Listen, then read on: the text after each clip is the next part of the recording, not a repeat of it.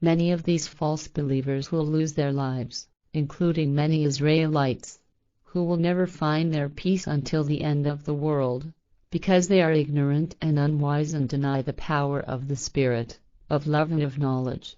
Truly, I say to you, the people of Israel were never one distinct people, and they have always lived by murder, robbery and fire. They gained possession of this land through guile and murder in reprehensible, predatory wars, where the best of friends were slaughtered like wild animals. May the people of Israel be cursed until the end of the world, and never find their peace. Behold, like sheep among the wolves, I am sending you among the ignorant and the idolaters. Therefore be wise as serpents and innocent as doves. But beware of the people, for they will turn you over to the courts and scourge you in their synagogues. And you will be led before sovereigns and kings because of my teachings, as witnesses to them and to all other ignorant people. If you cannot flee and they turn you over to the courts, do not be concerned. The power of your Spirit will not leave you, and your knowledge will tell you what you should say. It will not be you who speak, but the power of your Spirit with its knowledge. And you will come to be hated for the sake of my teachings. But those who persevere to the end will be great. When they persecute you in one city, however, flee to another. Do not go to too much trouble with the cities of Israel, for truly, I say to you, you will get nowhere with the people of Israel until the end of the world. The disciple is never above the teacher, nor the servant above the master. It is enough for the disciple to be like his teacher and the servant like his master. If they have called the master of the house Beelzebub, how much more will they malign those of his household? Therefore, beware of Israel, because it is like a festering boil. However, do not be afraid of them, because there is nothing hidden that will not be revealed and nothing secret that will not be known. What I tell you in darkness, speak in the light, and what is whispered into your ear, proclaim from the rooftops. Do not be afraid of evil slander, nor fear those who take life and limb. Do not think that I have come to bring peace on earth. Truly, I have not come to bring peace, but the sword of knowledge about the power of the Spirit, which dwells within a human being. For I have come to bring wisdom and knowledge and to provoke mankind, son against his father, daughter against her mother, daughter-in-law against her mother-in-law, servant against master, citizen against government, and believer against preacher. The people's enemies will be their own housemates. The path of truth is long, and the wisdom of knowledge will only penetrate slowly. Dark ages will follow, centuries and millennia, before the truth of the Spirit will penetrate to the people. The unrighteous and the ignorant, including the scribes, priests and the authorities, will hate those who have the knowledge, and will, therefore, persecute them and sow enmity. Chapter 11. The Baptist's Question. It happened that after Jmmanuel had finished giving such directives to his 12 disciples, he continued on from there, teaching and preaching in their cities. When John in prison heard about the works of Jmmanuel, he sent forth his disciples to him and had them say, "Are you the one who is to come, the King of wisdom, as foretold by the prophets, or should we wait for another?"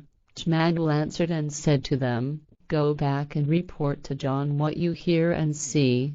The blind see, the lame walk, the lepers are cleansed, the deaf hear, the dead rise, and the truth of knowledge is proclaimed to those who seek it. And blessed are those who are not offended by my teachings." Testimony about the Baptist. As they were leaving, Jmmanuel began to speak to the people of John. "What did you go out into the wilderness to see? Did you expect to see a reed blowing to and fro in the wind? Or, what did you go out to see? Did you expect to see a man clothed in soft raiment? Behold, those who wear soft raiment are in kings' houses with the rulers and the rich, and with the hypocrites, scribes and priests. Or what did you go out for? Did you expect to see a prophet? Yes, I tell you, he is more than a prophet. This is he of whom it is written, Behold, I will send my messenger before you, who shall prepare your way before you. Truly, I say to you, among all those born of women, no one has arisen who is greater than John the Baptist. But now, in the days of John the Baptist, the earth suffers from violence, and those who commit violence are devastating it. For all prophets and the law have foretold up to the time of John. And if you wish to accept it, he is Elisha, who was to come again in his next life. Those who have ears, let them hear. In praise of the Spirit and the knowledge. But to whom shall I compare this generation? It is like the children who sit at the market and call to their playmates, saying, We struck up a tune for you, and you would not dance. We wailed before you, and you would not mourn. John, who is Elisha, has come neither eating nor drinking, so they say, He is a possessed. But I have come, eating and drinking, and so they say, Behold, what a glutton and windbibber this man is, a companion of the tax collectors and the unjust. Yet wisdom is justified through the acknowledged deeds. In praise of the Spirit and the knowledge.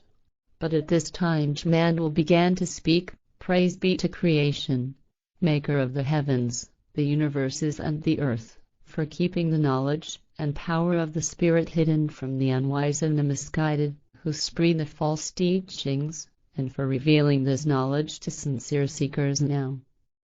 Yes, it has been good of creation, and of God and His celestial sons as well, that they have thwarted until now the misuse of power among earth humans. All things have now been given over to mankind, and no one knows the secret of creation, not even one person, and therefore neither God nor His followers. And all things have now been given over to me by God, whose guardian angels taught me the laws and knowledge of nature and the laws emanating from creation.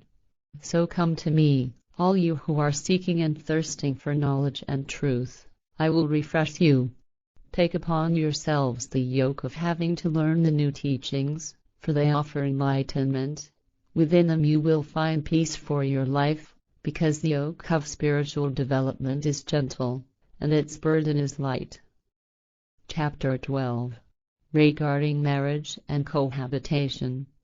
And it came to pass that Jmmanuel began to speak of the laws of marriage and related topics, and he said, You have been given the directive, You shall not commit adultery. Despite this, people commit adultery and fornication, thus violating the laws of nature. It is written, however, Whosoever commits adultery and fornication shall be punished, because the fallible are unworthy of life and its laws. Thus they shall be castrated or sterilized. If unbetrothed men and women bed down with one another in disgrace and without loving each other, they shall be punished also, for the fallible are unworthy of life and its laws. Thus they shall be castrated or sterilized. And if two men bed down with each other, then they shall be punished, for those fallible are unworthy of life and its laws and behave heretically. Thus they shall also be castrated, expelled and banished before the people. If, however, two women bed down with one another, they shall not be punished, because they do not violate life and its laws, since they are not inseminating but are bearing.